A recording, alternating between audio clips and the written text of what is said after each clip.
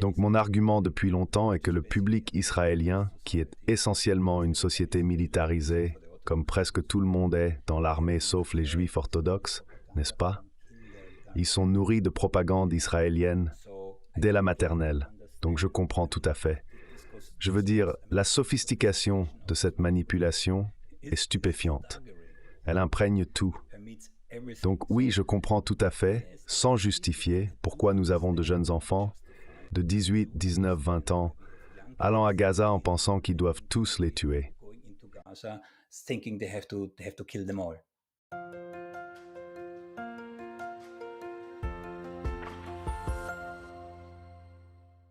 Hello everybody and welcome to Neutrality Studies. Bonjour à tous et bienvenue à Neutrality Studies. Aujourd'hui, j'ai le plaisir de parler à un autre YouTuber, l'animateur du podcast Salt Cube Analytics, Thomas Karat. Thomas est titulaire d'un master en sciences, communication, comportement et analyse de crédibilité de l'Université métropolitaine de Manchester.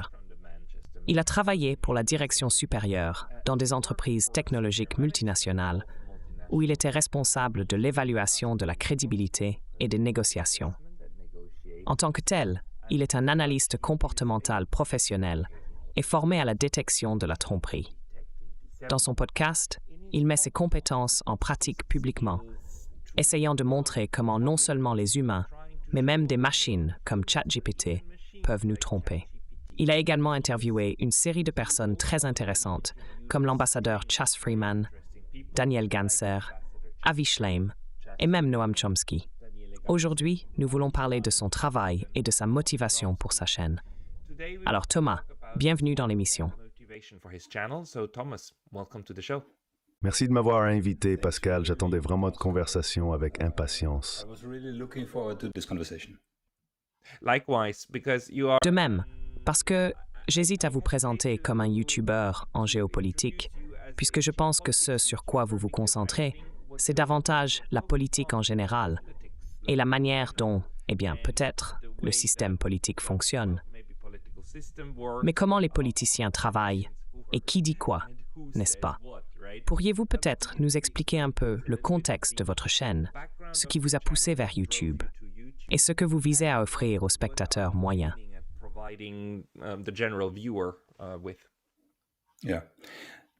Ouais, il n'y avait en fait aucun plan initial. Cela s'est développé naturellement. Comme tu l'as dit, j'ai fait mon master. Je pense avoir terminé en 2021 et j'ai découvert certaines incohérences pendant mes études, comme c'est souvent le cas lorsque l'on mène ce type de recherche. J'ai trouvé que, alors que la plupart des recherches et financements en détection de tromperie se concentrent sur la communication non verbale, nous savons que la plupart des tromperies impliquent en réalité des actes d'omission, ce qui est une caractéristique linguistique, n'est-ce pas? Donc après avoir terminé mon master, j'ai commencé à interviewer, sans exagération, les experts mondiaux les plus reconnus dans le domaine de la détection de tromperie. Et ils m'ont tous dit la même chose. La communication non verbale n'est pas adaptée pour la détection de tromperie. C'est pourquoi je me concentre sur les aspects linguistiques de celle-ci.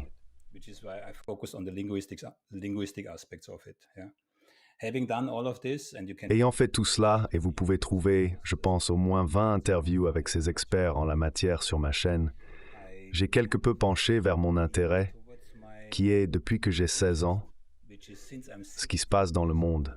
Et il y a un livre spécifique, je l'ai encore, j'ai le livre physique derrière moi quelque part. Il s'appelle « Un siècle de guerre pétrolière ». J'avais entre 16 et 18 ans quand j'ai lu ce livre, et c'était une véritable révélation. Donc mon intérêt a commencé à ce moment-là. Donc avec les connaissances que j'ai maintenant, j'ai commencé à analyser les décideurs politiques, les politiciens, les leaders d'entreprise, ce genre de choses. Mais encore une fois, je l'ai fait par curiosité personnelle, en raison de mon propre intérêt. Et cela s'est transformé en une chaîne YouTube, une modeste, pas comparable à la vôtre. Et cela s'est transformé en conversation que nous avons en moment même.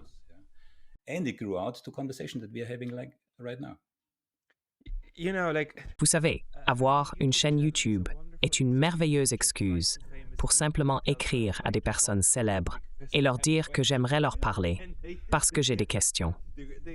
Et puis soudainement, ils deviennent disposés à réellement parler parce qu'ils seront diffusés, ce qui est essentiellement ce que j'ai commencé à faire il y a 2 ans. Donc, je ne peux que vous féliciter de faire cela. C'est exactement la bonne manière. Il y a seulement tant de choses que l'on peut apprendre des livres, seulement jusqu'à un certain point. Et les autres choses, nous les apprenons dans les conversations. J'ai été vraiment fasciné par une de vos vidéos et je ferai une vidéo séparée sur ma chaîne avec votre vidéo plus tard pour montrer cela, à propos de ChatGPT. Vous avez réussi à montrer que ChatGPT, vous alléguez qu'il peut intentionnellement induire les spectateurs en erreur ou pourrait intentionnellement induire les spectateurs en erreur lorsque vous lui posez certaines questions sur le contenu politique. Pourriez-vous, en quelques mots, résumer ce que vous avez appris en parlant à ChatGPT? In a nutshell, break down what you learned, like talking to ChatGPT. Yeah. So first of all, Ouais. Donc tout d'abord, je comparerais ChatGPT à une sorte de Wikipédia sous stéroïdes, n'est-ce pas? Donc si vous posez à ces systèmes des questions comme « À quelle distance se trouve la Lune ?» ou « Combien de temps faut-il pour qu'un signal fasse le tour du monde ?» ce genre de choses, aucun problème du tout. Mais au moment où vous touchez à des sujets sensibles, alors là, ces systèmes sont biaisés. Il n'y a pas de question. Et j'ai oublié son nom maintenant. Quand il parle de ChatGPT ou d'OpenAI, le développeur principal est... Maintenant, nous entrons déjà dans la politique. Le développeur principal est un fervent soutien d'Israël, n'est-ce pas? Et j'ai utilisé mes connaissances sur le conflit Israël-Palestine, faute d'un meilleur terme, pour interroger ChatGPT sur certains faits historiques moins connus, mais qui sont disponibles.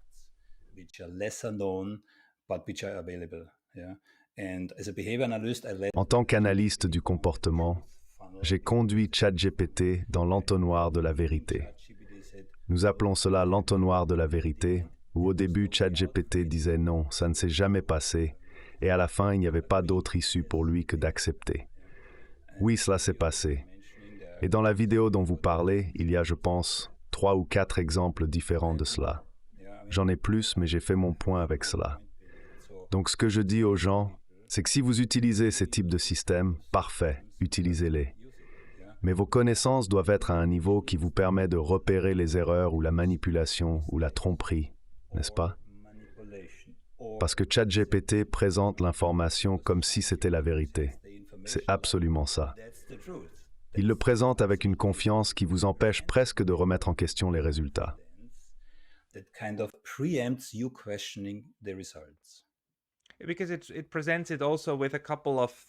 Parce qu'il présente également quelques faits, comme A, B, C était le cas, donc D est également le cas, mais D ne découle pas nécessairement des premiers, n'est-ce pas? Et donc, il y a cette autorité, tout comme avec Wikipédia, parce que vous y trouvez beaucoup d'informations encyclopédiques qui sont effectivement vraies. Vous seriez porté à croire que le reste est également vrai. Dans votre travail, et aussi dans vos entretiens avec les personnes avec qui vous parlez, quelle est votre découverte concernant la manipulation telle qu'elle se déroule aujourd'hui dans le discours public?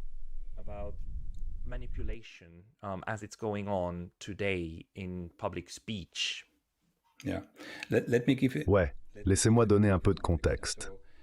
J'ai donc eu la chance, dans mes recherches académiques, de faire participer 30 cadres supérieurs de l'une des plus grandes entreprises mondiales. Vous voyez? J'ai donc examiné les indicateurs de tromperie linguistique dans les négociations commerciales à haut risque. Les résultats étaient tellement sensibles que nous avons dû mettre les transcriptions réelles sous embargo. Vous savez ce que cela signifie d'un point de vue universitaire. Et puis j'applique ces résultats à mon analyse. Exact. Et puis vous savez, encore une fois, c'est une étape progressive. Vous commencez petit, et puis je veux dire, ma chaîne avait genre 200 abonnés quand j'ai interviewé Noam Chomsky pour la première fois. J'ai eu le plaisir de lui parler 2 fois.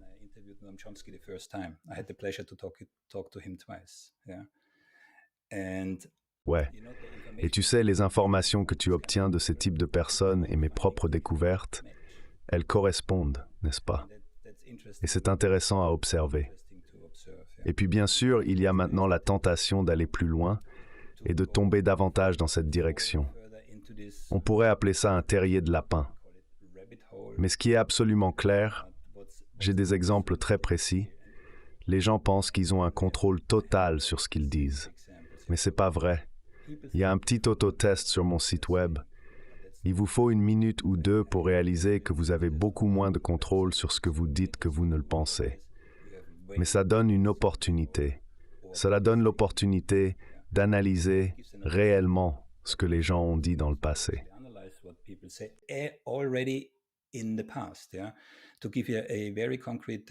Pour vous donner un exemple très concret, j'ai interviewé un survivant de l'attaque israélienne de 1967 sur le navire de guerre américain USS Liberty.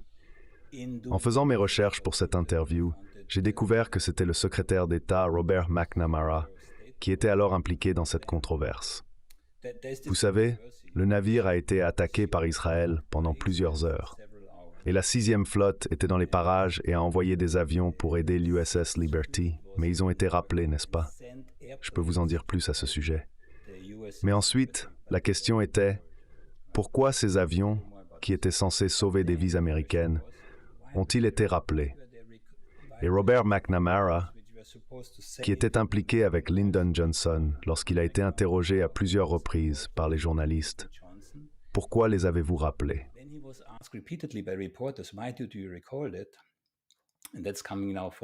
Et cela vient maintenant de la perspective linguistique. Il n'a pas dit non, c'est pas vrai, je n'ai jamais fait ça. Il a dit, maintenant j'essaie de trouver les mots exacts, quelque chose dans le genre de « je n'en ai jamais entendu parler ». Donc d'un point de vue linguistique, cela ne répond pas seulement pas à la question, mais c'est une esquive. Cela fournit un déni plausible. Je n'étais pas au courant de cela. Encore une fois, je n'ai pas les mots exacts en tête, mais quelque chose dans cet effet. Donc encore une fois, ce n'est pas un signe de tromperie en soi, c'est ce que nous appelons simplement un drapeau rouge. Ainsi, ce type de connaissance, historiquement, vous pouvez revenir en arrière et analyser des choses qui se sont passées.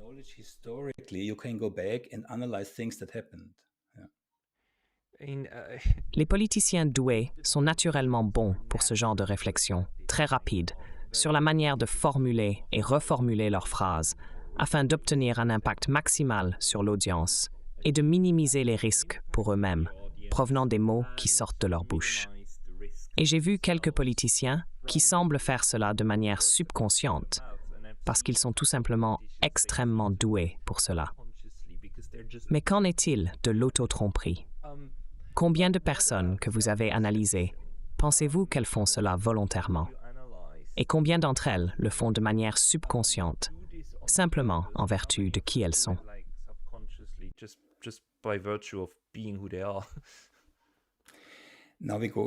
Maintenant, nous plongeons dans les domaines des biais cognitifs. Avant d'en discuter, jetez un œil au test d'association implicite de l'Université Harvard. Parce que si vous pensez ne pas être victime de biais cognitifs, je vous en prie. Excusez-moi, j'ai perdu le fil de mes pensées.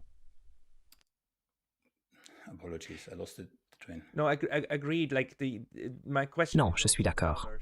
Ma question concerne également nous-mêmes, l'auto-tromperie. Qu'il y ait des biais chez tout le monde est assez certain. Mais je dirais alors que certaines personnes sont probablement plus conscientes de ces biais et y prêtent attention, tandis que d'autres sont probablement moins conscientes de ces biais. Et nous finissons toujours par avoir des conversations et des récits très biaisés.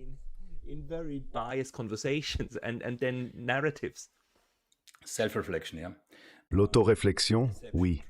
La tromperie, Trump. Trump est probablement le menteur le plus étudié de la planète. Oui. Non, c'est un fait. Des recherches ont été menées à cause de ses tweets sur Twitter.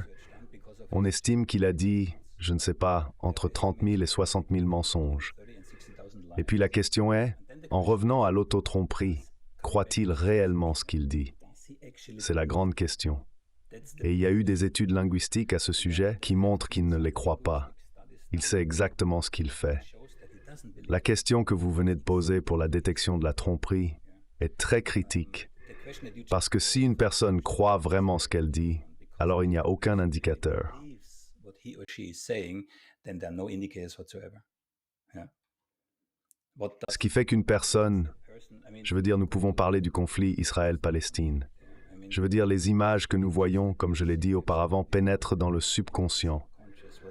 Peu importe les gens, peu importe le genre d'exercices mentaux qu'ils doivent exécuter pour justifier, soit pour eux-mêmes, soit pour les autres, ce massacre génocidaire absolu d'enfants, de femmes et d'enfants, n'est-ce pas? Elle laisse des traces dans votre subconscient, que cela vous plaise ou non, n'est-ce pas? Cela crée ensuite une dissonance cognitive avec tous les effets que cela entraîne, n'est-ce pas?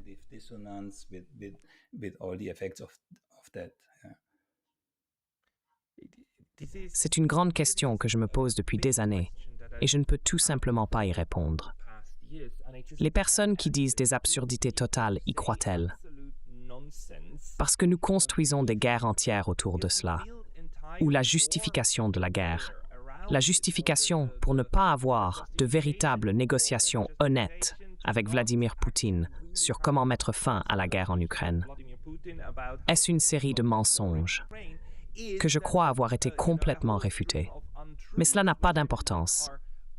Cela n'a pas d'importance tant que vous pouvez prétendre qu'il ne veut pas négocier, que la Russie a envahi l'Ukraine sans provocation, et ainsi de suite. Oui, sans provocation, toutes ces choses. Mais les personnes qui sont là, y croient-elles? Et y a-t-il un moyen de détecter, comme disons Ursula von der Leyen? Avez-vous un moyen de détecter si ebesket en ik twange, ou c'est un mensonge?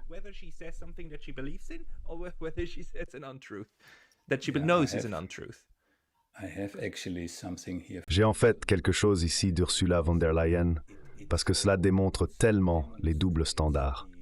J'ai ici quelques discours. Les attaques russes contre les infrastructures civiles, en particulier l'électricité, sont des crimes de guerre. Couper l'électricité et le chauffage à des hommes, des femmes et des enfants avec l'arrivée de l'hiver, ce sont des actes de pur terrorisme. Cela concerne bien sûr l'Ukraine, n'est-ce pas? Mais lorsque nous passons ensuite à Israël, où cela se produit bien plus encore, il reste silencieux. Il y a donc ce double standard absolu. Mais pour revenir à ce que vous venez de demander, j'ai interviewé le professeur Nurit Peled-Elhanan, qui est en fait la sœur de Miko Peled, que j'ai également interviewé.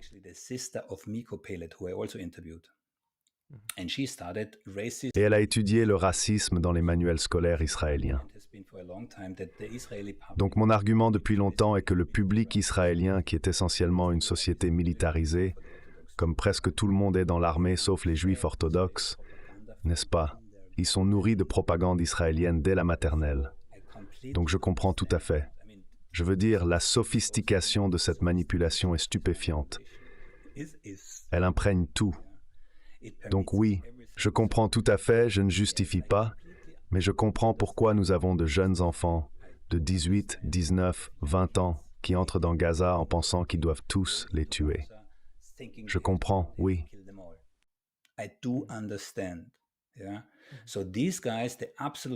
Alors ces types, ils absolument, quand ils dansent, quand ils font la fête, tout en appuyant sur le bouton et qui voient je ne sais combien de maisons exploser, ouais, je comprends le mécanisme psychologique qui rend cela possible. Ouais, et n'oublions pas une chose, le néocortex se développe jusqu'à ce que nous ayons 23-25 ans. Cela signifie que si vous envoyez des jeunes de 19 ans à la guerre, ouais, ils n'ont pas la capacité mentale. Je veux dire, pardonnez-moi, mais ils n'ont pratiquement pas encore la capacité mentale de comprendre ce qu'ils font réellement. Cela vient plus tard, souvent sous forme de TSPT, n'est-ce pas? Quand ils réalisent ce qu'ils ont fait.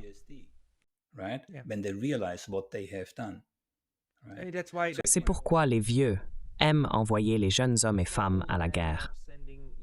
Il est si facile de les convaincre parce que vous leur dites que l'autre côté est maléfique et ensuite ils vont essayer de les tuer.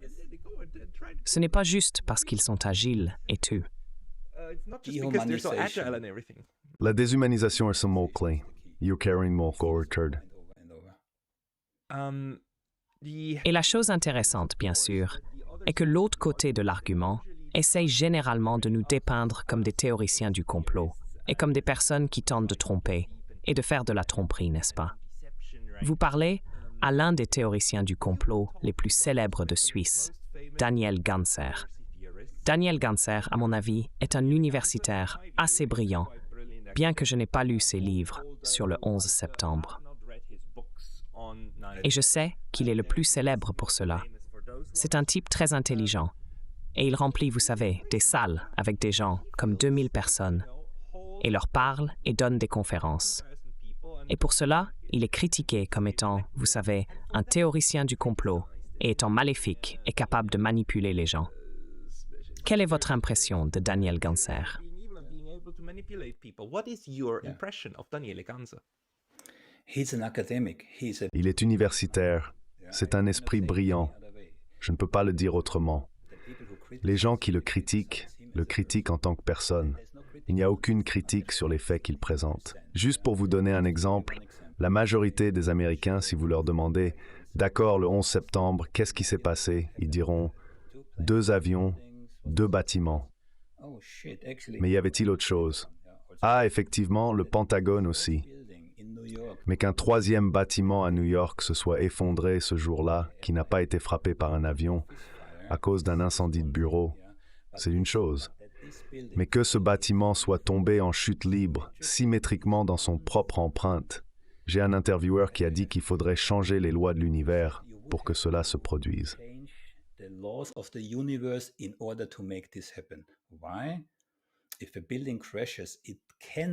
Pourquoi? Si le bâtiment s'effondre, il ne peut pas. Il n'y a aucun moyen. L'Université d'Alaska a mené un projet de recherche, une recherche longue de 7 ans, et ils ont dit que c'est une impossibilité physique. Un bâtiment, en raison de la friction, ne peut pas s'effondrer en chute libre. Et je veux dire sans parler de s'effondrer sur son propre empreinte. Ainsi, le talon d'Achille du récit principal du 11 septembre est le World Trade Center 7. Et n'importe qui, avec un chronomètre, un étudiant de n'importe quelle université avec un chronomètre, peut calculer que ça n'est pas possible. Il doit y avoir autre chose en jeu.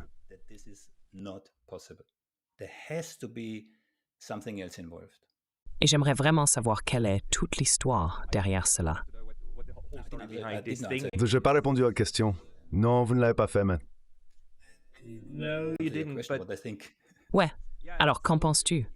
Et que penses-tu de ces accusations qui consistent à cibler des personnes comme théoriciens du complot, ce qui est vraiment facile à faire?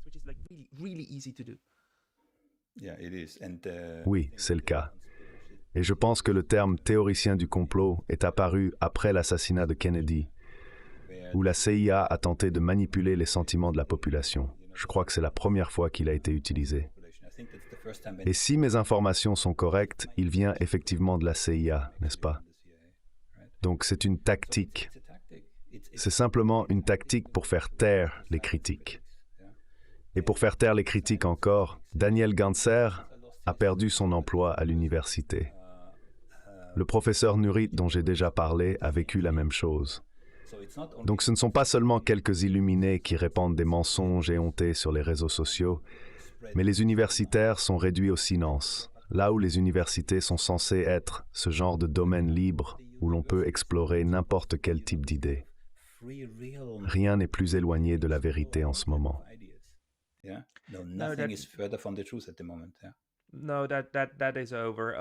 Non, c'est terminé. Je publierai demain. Et au moment où cela sera en ligne, cela aura été dans le passé sur la chaîne allemande, une interview avec Ulrike Gero, qui est l'une des principales universitaires en sciences politiques en Allemagne, et également très expressive.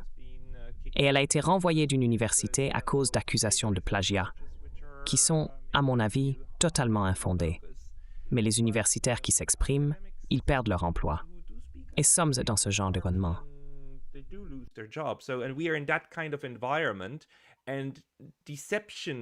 Comprendre les mécanismes de la tromperie est essentiel pour que la population puisse juger si elle peut faire confiance à la source ou non. C'est pourquoi je pense qu'il est si important que cette recherche et également la connaissance à ce sujet soient diffusées. Parce qu'en fin de compte, nous lisons tellement de propagande maintenant en Occident, tellement que vraiment la seule chose à laquelle nous pouvons faire confiance, c'est nous-mêmes et nos filtres. Donc, Nous devons affûter ces filtres. Que recommanderiez-vous? Comment pouvons-nous affiner notre filtre pour distinguer ce qui est tromperie et ce qui est honnête? Ou quels sont les mensonges honnêtes et quelles sont les vérités honnêtes?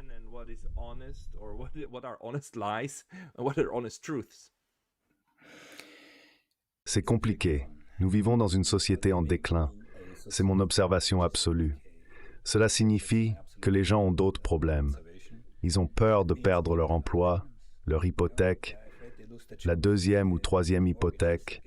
Ils ont des enfants, l'école, toutes ces sortes de choses qui se passent en arrière-plan, qui ne contribuent pas à un environnement où les gens ont le temps et l'énergie à consacrer à cela. Il n'y a pas de réponse facile à cela. Vous devez vous immerger, vous devez vous éduquer. C'est votre seule chance. Nous ne parlons même pas d'IA maintenant, n'est-ce pas? Donc l'IA devient de plus en plus sophistiquée. Ce n'est pas seulement ce que nous lisons, c'est bien plus subtil que cela. Je viens de parler des livres scolaires. N'importe quel film que vous voyez venant d'Amérique, probablement aussi de l'Inde ou d'ailleurs, ils sont subtils.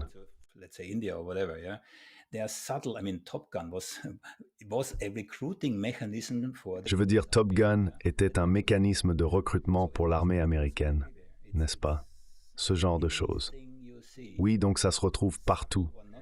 C'est dans tout ce que vous voyez, oui, subtil ou pas si subtil, être manipulé de gauche à droite. Mais quand vous lisez les nouvelles et que vous regardez les informations, comment jugez-vous si vous voulez croire ceci ou cette personne, ou si vous voulez adhérer à cette ou cette histoire? Par défaut, je ne crois pas à moins d'avoir des preuves. Donc pour rendre cela un peu plus spécifique, j'ai deux domaines d'expertise clés en dehors de l'analyse du comportement.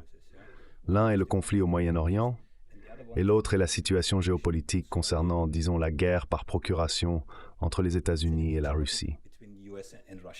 En tant qu'Européen, je ne peux pas comprendre pourquoi les politiciens européens sacrifient pratiquement l'Europe sur l'autel de l'hégémonie américaine. Je ne comprends pas. Enfin, si, mais il y a une discordance.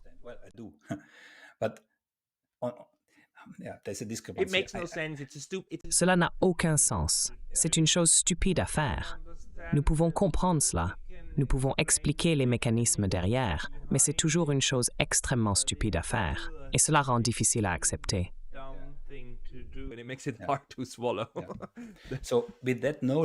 Alors, avec cette connaissance que j'ai déjà, et c'est exactement le même principe que j'ai appliqué avec les chachapoyas. Je questionne et re-questionne, mais tout est basé sur la connaissance que j'ai déjà. Je suis dans cette position parce que je lis ce type de littérature depuis que j'ai 16 ans, n'est-ce pas? Donc par défaut, je suis extrêmement critique, surtout de ce qui vient des médias grand public. Il y a une différence entre, disons, les médias en Russie et les médias en Occident. Et quand je dis l'Occident, c'est cette petite partie où nous pensons que c'est le monde entier. Prenez ici.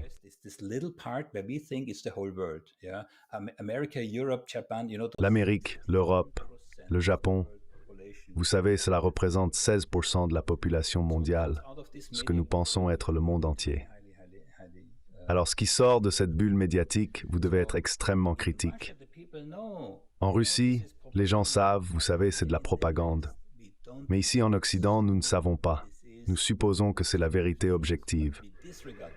Mais nous ignorons le fait que ces 3 ou 4 grandes entreprises de médias qui restent dans l'ombre, alimentant toutes les autres organisations médiatiques en information, sont détenues privément par des groupes d'intérêts. Quels intérêts promeuvent-ils? Eh bien, pas les vôtres et pas les miens, c'est certain. Alors soyez critiques.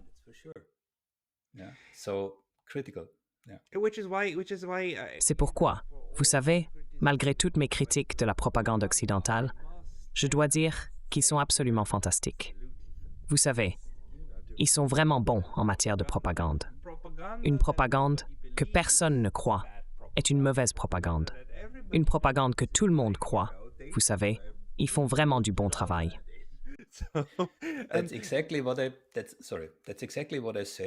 C'est exactement ce que je dis à mes amis. J'étais juste à Amman. J'ai interviewé un survivant du massacre israélien de 1948 du village de Tantoura. Et j'étais là et je leur ai dit, Vous savez, ces deux slogans clés de l'armée israélienne. L'armée d'Israël est l'armée la plus morale du monde, et une terre sans peuple pour un peuple sans terre. J'ai dit ce sont des slogans brillants. Oui, parce qu'ils fonctionnent. Ils ont été crus, parce qu'ils fonctionnent sur des générations. Ils fonctionnent, des slogans brillants. Donc à cet égard, oui. Mais encore une fois, revenant à ce que vous avez déjà dit au début, en tant qu'analyste comportemental, je ne peux que confirmer, nous sommes extrêmement facilement manipulés. Et Yuval Noah Harari l'appelle « les humains sont piratés ». Et je crois qu'il est très proche de la vérité.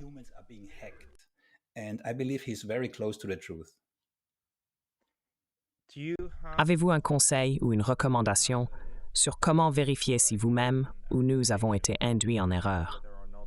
Parce que le point est, quand vous faites une erreur, ou quand nous croyons quelque chose, par défaut, nous supposons que c'est juste. Sinon, nous ne le croirions pas. Avez-vous une vérification de l'esprit critique que vous pouvez recommander pour comment les gens peuvent vérifier leurs propres croyances?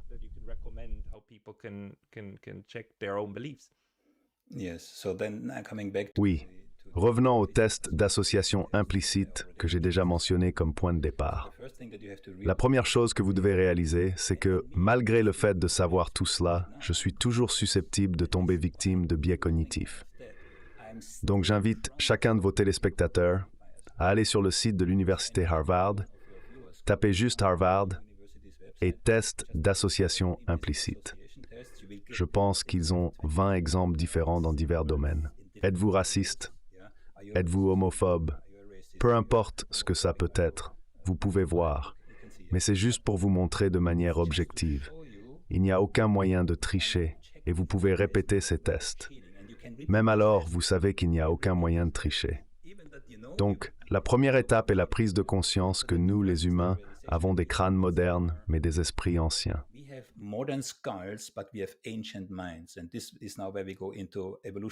Et c'est là que nous plongeons dans la psychologie évolutionniste, l'un de mes sujets préférés. Parce que, de mon point de vue, la seule manière crédible d'expliquer le comportement humain est à travers la psychologie évolutionniste.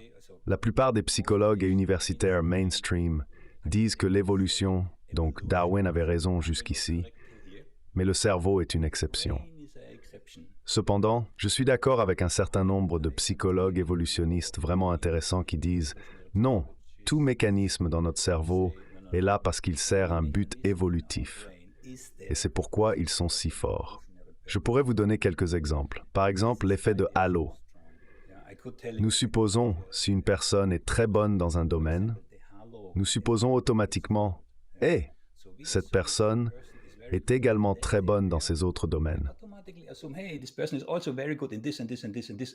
Effet de halo, @Stroopopussath. Il en va de même pour l'effet de halo. Si les dirigeants ont des mâchoires prononcées, on observe souvent que les dirigeants masculins ont des mâchoires fortes et sont un peu plus grands. Pourquoi? D'un point de vue évolutif, des mâchoires prononcées indiquent un niveau élevé de testostérone. La testostérone indique un certain type d'agressivité qui, à son tour, indique un potentiel de succès. Donc, si vous le voyez de cette manière, à la fois physiquement et psychologiquement, ça explique beaucoup de choses. Intéressant. C'est pourquoi les Serbes aiment tant Vučić. Le gars est énorme. Cela n'indique pas pour autant s'il est également aimé à l'extérieur. Un autre, si je peux me permettre, juste un dernier exemple, est le biais de disponibilité, qui est extrêmement fort. Cela signifie que l'information que vous avez facilement disponible, parce qu'elle est répétée encore et encore, comme terroriste palestinien, terroriste palestinien, terroriste palestinien, filtre les informations qui arrivent. Et quand je dis filtrer, ce n'est pas juste un petit ajustement. Cela peut pratiquement changer votre façon de voir le monde. Nous pouvons donner l'impression que la voiture est plus grande ou plus petite, selon les mots que je choisis pour décrire l'accident. Donc, ce n'est pas juste un peu. Les mots sont incroyablement puissants. Le cadrage, comme toute agence de relations publiques, peut vous le dire. D'ailleurs, j'ai une interview avec Jeza Lishka, Elle est la PDG d'une entreprise allemande de relations publiques qui se concentre exclusivement sur l'utilisation de la psychologie évolutionniste pour guider le comportement des consommateurs. J'invite tout le monde à la regarder parce que vous apprenez une chose ou deux sur le comportement humain.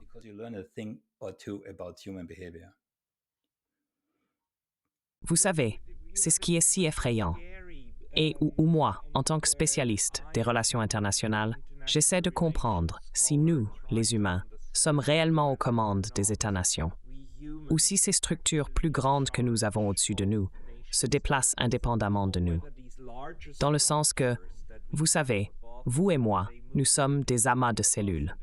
Mais vous et moi, nous ne sommes pas une cellule. Nous n'agissons pas comme une cellule. Nous agissons comme plus, n'est-ce pas? Nous avons des propriétés émergentes.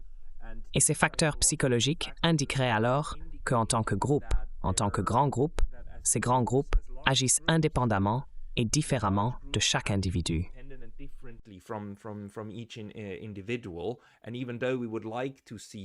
Et même si nous aimerions voir que Joe Biden, vous savez, est le capitaine du navire des États-Unis, ou, eh bien, qui que soit à la barre en ce moment, que ce soit Vladimir Poutine ou Xi Jinping, le fait est, nous nous déplaçons probablement de manière indépendante parce que tous ces facteurs contribuent à créer un comportement de groupe. Avez-vous des conclusions à ce sujet, pas seulement sur l'individu, mais sur les comportements de groupe plus larges?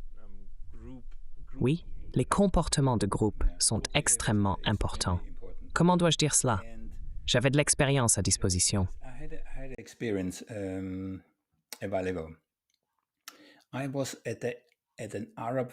J'étais à des funérailles arabes et le corps était exposé, présenté dans la maison, puis emporté. Et il y avait peut-être, je ne sais pas, peut-être 100 personnes, je ne sais pas. Mais en tant qu'étranger, ce que j'étais, je connaissais à peine les gens. C'était un accident. Par hasard, j'en connaissais certains. Mais ce qui m'a frappé, c'est que j'ai d'une certaine manière capté leurs sentiments, leurs chagrins. Il m'a fallu un moment ou deux pour réaliser cela. Donc, le comportement de groupe est extrêmement contagieux. Et je compare, par exemple, donc des organisations comme de grandes entreprises ou des États, pour moi, ce sont des organismes. Ces organismes ont un objectif différent de celui des individus. Et encore, je pourrais être très précis ici. J'ai parlé à des cadres supérieurs qui doivent exécuter certaines politiques, alors qu'en privé, ils ont un point de vue totalement différent.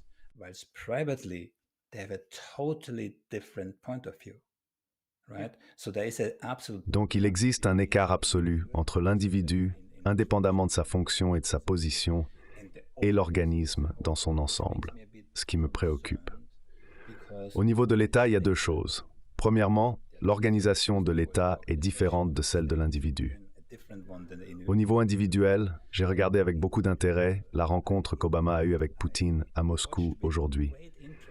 Je ne me souviens pas de l'année.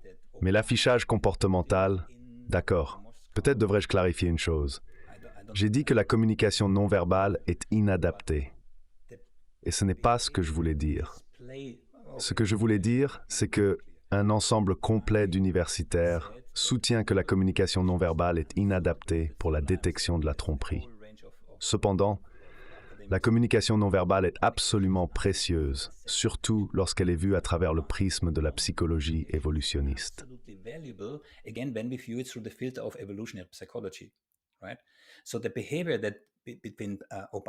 Alors le comportement entre Obama et Poutine était extrêmement révélateur. Cet antagonisme. Je pouvais voir que tout en étant en Russie, Obama l'invitait, prenait les commandes, et Poutine était furieux. Et cela est évident dans chaque petit détail, dans chaque mouvement. On peut voir cela. Donc ce que je dis, c'est que nous pensons que nos dirigeants, même un leader très apprécié comme Obama, ont un crâne moderne, mais un cerveau ancien. Il y a ces mécanismes en place qui prennent le dessus dans une certaine mesure, ouais. Et le seul mécanisme pour s'échapper, même à ce niveau, est l'autoréflexion. Mais qui le fait? Et je n'ai même pas commencé à expliquer ce que je veux dire par autoréflexion ou conscience. Parce que nous supposons tous que nous sommes conscients tout le temps. Et je dis en tant que rêveur lucide, je peux vous dire, nous pouvons être conscients. Cela demande un effort conscient et de l'énergie. Mais nous ne sommes certainement pas conscients tout le temps. Ouais. Certainly not conscious all the time. Où allez-vous emmener cela? Je veux dire, où allez-vous emmener votre chaîne et votre analyse? Quel est votre objectif? Que voudriez-vous montrer à partir de maintenant? What would you like to show from here on? That's a good question for C'est une bonne question à laquelle je n'ai pas de réponse. fortunate enough. Disons simplement que j'ai eu la chance d'avoir eu l'opportunité de parler à des gens vraiment exceptionnels. Et surtout, ce sont des personnes qui ne se contentent pas d'exprimer leur opinion. Elles ont fait leurs preuves à certains égards. Et je veux réellement te reconnaître un mérite pour quelque chose. Donc il y a beaucoup de ces YouTubers là-bas, et je n'aime même pas le mot YouTuber. Je ne me vois pas comme un YouTuber. Je parle à des gens intéressants, et j'espère que d'autres trouvent cela également intéressant. Ma chaîne n'est pas monétisée. Il ne devrait pas y avoir de publicité dedans. Donc ceci est totalement à l'écart de tout type de motif caché. Là où je veux en venir, c'est de continuer sur cette voie, dans l'espoir que certaines personnes la regardent et commencent à réfléchir, à se réveiller. Pourquoi? Et c'est délicat, parce que les scénarios d'apocalypse, tu sais, ils ne se vendent pas très bien. Mais toi et moi, nous avons une chose en commun. Nous ne prétendons pas être neutres. Pretend to be neutral. Yeah. Ma chaîne s'appelle littéralement « Étude de neutralité Neutrality studies. Yeah, but you're not. Ouais, mais vous ne l'êtes pas. Et c'est une bonne chose, parce qu'il y a des grands noms là-bas et j'ai pas besoin d'en mentionner. Ils sont soi-disant neutres. Mais j'écoute pendant 30 secondes et je peux entendre et décrire exactement pourquoi, par exemple Piers Morgan ou peu importe. Ouais, vous savez, c'est une question de chiffres. Ces gars sont des journalistes. Ils ont besoin, vous savez, de clics et tout ça. Mais cela influence l'opinion publique de manière négative. Et c'est dangereux.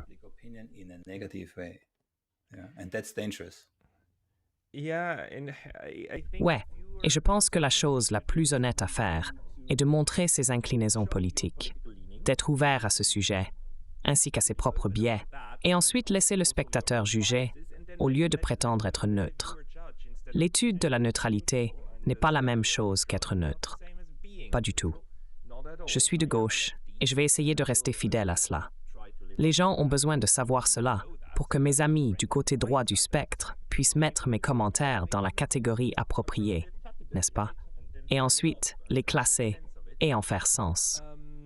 L'autre chose, c'est que je pense que toi et moi, qui faisons ce genre de travail, parce que nous avons été aspirés depuis d'autres endroits, pouvons ajouter quelque chose. from other places that we can add something, and maybe one of the things I L'une des choses que j'aimerais faire, ou que j'essaye de faire, et c'est aussi pourquoi je monétise la chaîne, est que nous devons trouver des moyens de rendre le travail pour la paix rentable. one of the biggest L'un des plus grands méfaits que Mère Teresa nous a fait est de donner l'impression que le travail pour la paix doit consommer l'individu.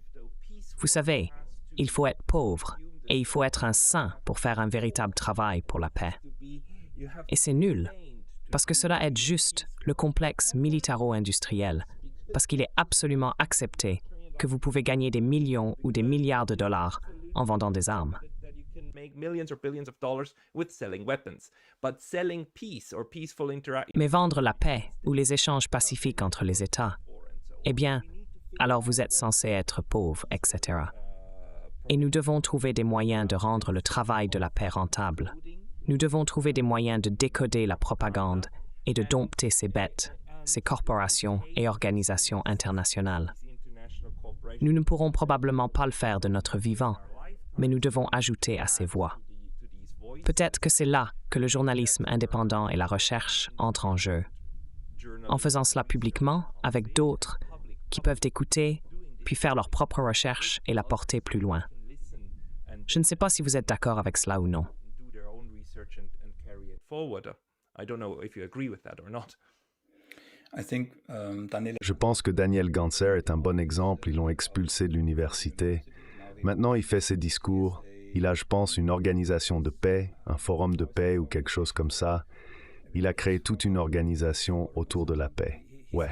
Maintenant, le défi avec cela est que, tout d'abord, peu de gens seront dans une position comme Daniel Ganser. Et puis deuxièmement, encore une fois, les biais cognitifs. Les faits ne changent pas les esprits. Les émotions le font. C'est très difficile. Il y a ce glaive à double tranchant des médias sociaux, ouais. Parce que vous serez dans une bulle, ouais. Dans votre cas et dans le mien, je suppose que c'est une bulle positive, n'est-ce pas? Mais c'est une bulle quand même. Et nous avons des gens ici qui font un peu la même chose, ils confirment leurs propres croyances, ouais.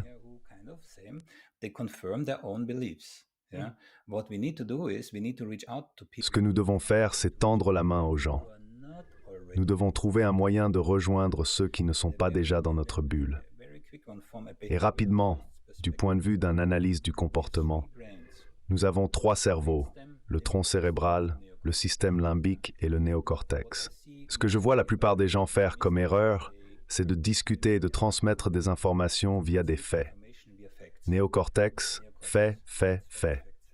Ce qu'ils doivent faire, c'est s'adresser aux 3 cerveaux de manière séquentielle. D'abord, le néocortex, avec quelque chose de nouveau, quelque chose d'inattendu. Ensuite, le système limbique, via l'émotion. Et puis vous présentez les faits. Pour chaque point que vous souhaitez aborder, vous devez suivre cette séquence.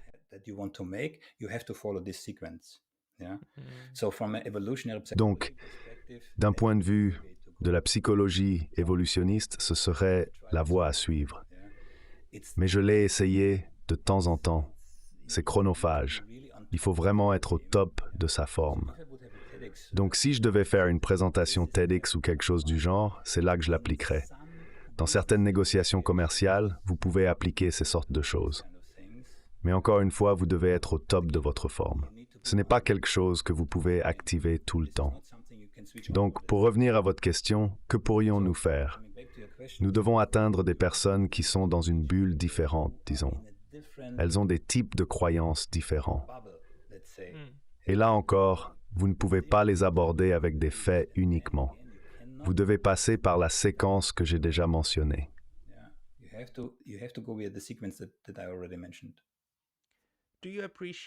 Appréciez-vous l'humour et le sarcasme comme moyen de transmettre des informations contraires? Je peux voir cela avec Jimmy Dore, par exemple. Il est très doué pour remettre en question les systèmes de croyances des gens à travers l'humour et le sarcasme. Et puis beaucoup de gens décrochent, mais d'autres aiment ça. Vous savez, ça pourrait être un moyen d'accrocher les gens à un autre point de vue.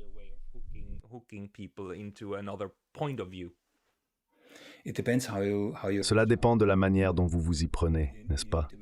Vous devez vous assurer que vous ne vous adressez pas uniquement à votre propre bulle. Alors, qui achèterait un billet pour un spectacle? C'est vrai, par exemple. Donc, je ne suis pas un expert de l'humour et du sarcasme dans ce sens. Je suis sûr que cela a sa valeur, mais je ne suis pas sûr que cela touche le groupe. Donc, vous avez votre propre groupe, vous avez le groupe opposé et vous avez une masse bien plus grande entre les deux. Je dis toujours, regardez, pour chaque type de communication, ne vous concentrez pas sur vos opposants. C'est une perte de temps. Vous n'avez pas besoin de vous concentrer sur vos, disons, suiveurs, mais concentrez-vous sur cette grande masse entre les deux. Ces indécis, c'est là que vous avez le plus à gagner. Oui, c'est vrai.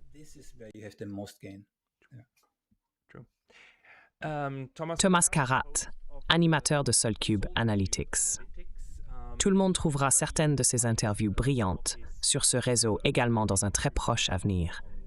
Nous collaborerons également sur nos différents canaux linguistiques. Thomas, je tiens à vous remercier beaucoup. C'est moi qui vous remercie. C'était un plaisir. My pleasure.